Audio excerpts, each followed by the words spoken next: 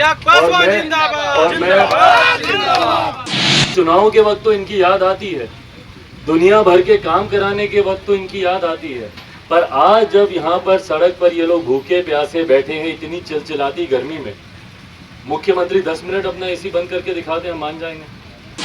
आप देख रहे हैं बिहार इन शॉर्ट्स। मैं हूं आपके साथ रोहित। आपको बता दें कि स्टेट अभ्यर्थी लगातार आज 4 दिनों से अमर अनशन पर बैठे हैं गर्दनी बाग धरना स्थल पर। कल इन लोगों ने बेल मुंडवा कर विरोध प्रदर्शन किया था और आज इन लोगों ने हवन कुंड करके शिक्षा मंत्री का विरोध प्रदर्शन किया है। अभी इन लोगों से मिलने यहाँ पे चिराग पासवान आए थे।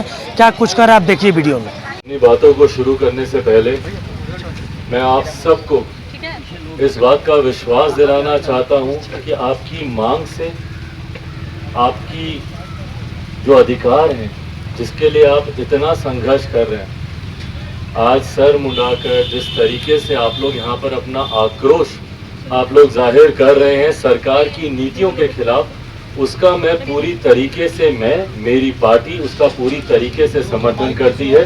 मैं मानता हूँ कि जो मांग आप लोग उठा रहे हैं वो पूरी तरीके से जायज़ है और अब मैं अपने मीडिया के साथियों के माध्यम से ये इनकी मांग सरकार तक पहुंचाना चाहूँगा। अपने माध्यम से तो मैं प्रयास करूंगा ही, पत्र के माध्यम से, मुलाकात बातचीत के माध्यम से, पर क्योंकि लोकतंत्र में आप सब चौथा स्तंभ हैं और एक बड़ी भूमिका है आप लोगों की कि ऐसे आंदोलन जीवित रहते हैं। सरकारों ने अनंत प्रयास कर लिए इस तरीके के आंदोलन को समाप्त करने के लिए। ये आंदोलन जीवित रहते हैं क्यों? क्योंकि लोकतंत्र का चौथा स्तंभ जो आप लोग हैं, आप लोग इनकी ताकत बनते हैं, आप लोग इनकी आवाज़ को पहुंचाते हैं। आज मैं पुनः आप लोगों से आग्रह करूंगा कि पकड़िए हर उस अधिकारी को, पकड़िए हर उस मंत्री, हर उस नेता को जिनको चुनाव के वक्त तो इनकी याद आती है, दुनिया भर के काम कराने के वक्त तो इनकी याद आती है, पर आज जब यहाँ पर सड़क पर ये लोग भूखे प्यासे बैठे हैं इतनी चिलचिलाती गर्मी में, मुख्यमंत्री 10 मिनट अपना एसी बंद करके दिखाते हैं, मान जाएंगे। 5 मिनट पंखे की हवा में बैठ के दिखा दें, हम मान जाएंगे। इस चिलचिलाती गर्मी में आना तो दूर की बात है। कोई नेता, कोई सांसद, कोई मंत्री, कोई विधायक इनके साथ खड़ा होना नहीं चाहता। क्यों?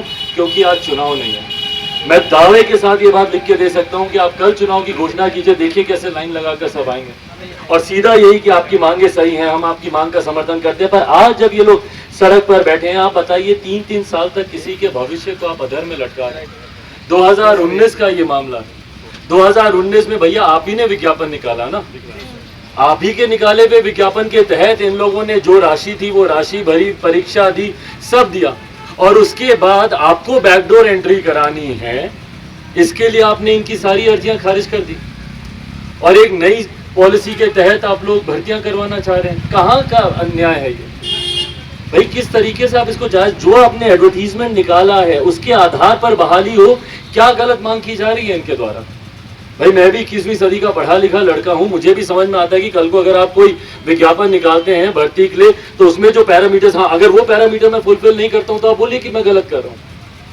पर ये बिहार का इतिहास गवाह है इस बात का कि बिहार की परंपरा बन गई है और ये सिर्फ एक विभाग की मैं बात नहीं कर रहा हूं, हर विभाग में बैकडोर एंट्री, भ्रष्टाचार का चैनल एक खुला हुआ है और उसी के माध्यम से इनको भर्तियां करवानी है।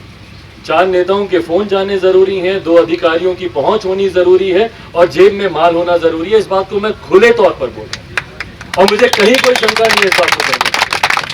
आप इसकी जांच करवा लीजिए। बिहार के इतिहास के बड़े से बड़े घोटालों में से एक ये घोटाला निकलेगा। भर्ती में जिस तरीके से लोग घोटाला करते हैं, जिस तरीके से पैसे, इसमें से कोई सक्षम परिवार कोई जाके देते, मिल ले किसी मंत्री से, देख लीजिए उसका हो जाएगी बात। कौन सी परंपरा बना रहे हैं? और 3-3 साल तक इस तरीके से किसी, भाई हर किसी की एक एज लिमिट भी होती है, हर किसी की अपनी पारिवारिक व्यक्तिगत परेशानियां होती हैं। 3-3 साल तक आप उनको अधर में लटका कर रख रहे हैं और बाद में बोल रहे हैं कि नहीं किसी की नई नियमावली के तहत आप उनकी भर्ती करेंगे। तो इसीलिए मैं मुख्यमंत्री नीतीश कुमार जी से आग्रह करता हूं कि अगर थोड़ी सी भी उनमें संवेदना बाकी है तो पहले तो आए, इन लोगों से मिले, भाई बातचीत करें ना, मिलकर समझ लें। अगर उनको लगता है कि उनके पास बेहतर तर्क हैं कि भाई नहीं जो आप कह रहे हैं गलत कह रहे हैं, बैठे, हम सब बैठेंगे साथ में, बैठ के बातचीत करें, बताएं कि हम लोग कहाँ पे गलत हैं। पर अगर उनको लगता है कि ये सही है तो भाई बिहार का भविष्य है ये। भाई मुख्यमंत्री जी के बारे में तो हम लोगों ने यही सुना था ना कि छात्र आंदोलन से निकल कर आए हैं, उन्होंने भी संभवतः कभी इसी तरीके से धरने पर बैठे होंगे, मुझे पता नहीं, पर शायद बैठे होंगे। तो जो खुद छात्र आंदोलन से निकले हुए हैं वो युवाओं की समस्या को कैसे नहीं समझ सकते, मेरी समझ के परे।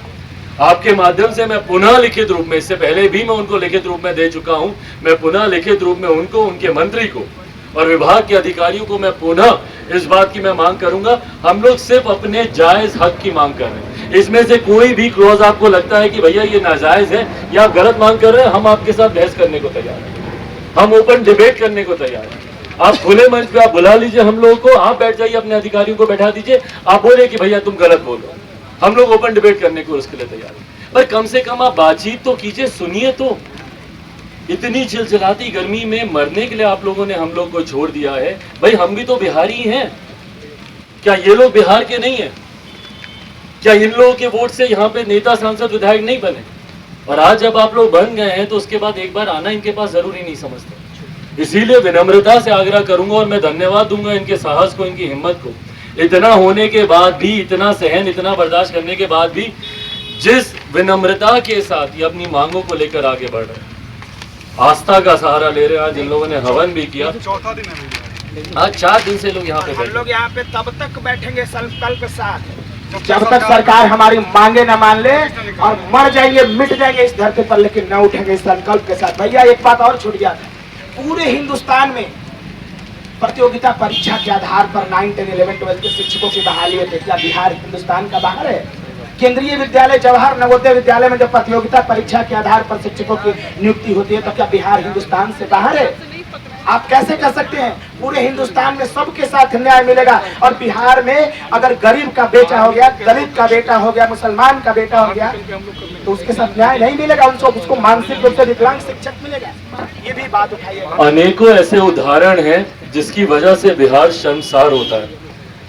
नेशनल चैनल में सुर्खियां बनता है बिहार, जब वो तस्वीरें दिखाई जाती हैं कि किस तरीके से बिहार के शिक्षकों से बेसिक सवाल पूछे जाते हैं, उसके जवाब नहीं होते। भले वो सामान्य ज्ञान के हों, किसी विषय से जुड़े हुए हों, हिंदी के हों, इंग्लिश के हों, अलग अलग उसकी जानकारी उस विषय के टीचर को ही नहीं होती। मैं बहरहाल मैं उन लोगों पे भी उंगली नहीं उठा रहा, संभवतः उनकी काबिलियत किसी और क्षेत्र में थी, बिल्कुल, पर उनको इस क्षेत्र में धकेल दिया गया भ्रष्टाचार की वजह। संभवतः उनका बहुत बेहतर उपयोग कहीं और किया जा सकता था, पर जो उपयोगी लोग हैं, जिनमें योग्यता है, उनको भ्रष्टाचार की देन चढ़ा दिया जाता है और ऐसे लोगों की नियुक्ति हो जाती है जो उस क्षेत्र के काबिल तो नहीं है, कम से कम किसी और विषय, किसी और विभाग के काबिल वो जरूर होंगे।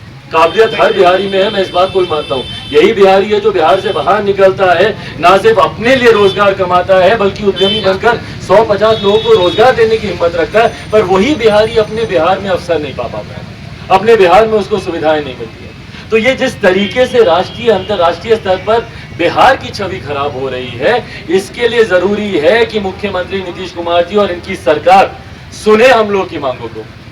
और इन्होंने कहा कि हम लोग यहीं पर बैठे बैठे हम लोग मर जाएंगे, मर तो ये लोग वैसे भी रहे भाई, आप इनकी नहीं बहाली कीजिएगा, घर परिवार तो वैसे ही मर जाएगा। कहाँ जाएंगे ये लोग, कैसे खाएंगे, कैसे अपने माता पिता, घर में परिवार के सदस्यों का गुजारा कैसे कोई करेगा? मर तो ये लोग ऐसे भी जाएंगे, मर ये लोग आज भी रहे। पर अगर सरकार में थोड़ी सी भी संवेदनशीलता बाकी है तो आए, सरकार के अधिकारी आए, मुख्यमंत्री स्वयं आएंगे तो मैं उनका स्वागत करूंगा, मैं खुद उनका स्वागत करूंगा अगर वो आएंगे। पर अगर वो नहीं आ सकते, उनके अधिकारी आए, उनके मंत्री आए कम से कम, और आए, इनकी बातों को सुने, और आपको फिर जो जायज लगता है एक बार सुन तो लीजिए भैया। सुनने में तो कोई दिक्कत नहीं है, आप एक बार बैठिए, बैठ के चर्चा कीजिए, उसके बाद आप अपना पक्ष रखिएगा, हम अपना पक्ष रखेंगे। तो आग्रह करता हूँ, और आज ही पुनः पत्र के माध्यम से भी, और संभवतः मैं प्रयास करूंगा कि एक प्रतिनिधि मंडल हमारी पार्टी का उनसे मिलना चाहे, जिसमें साथी भी हमारे मौजूद होंगे।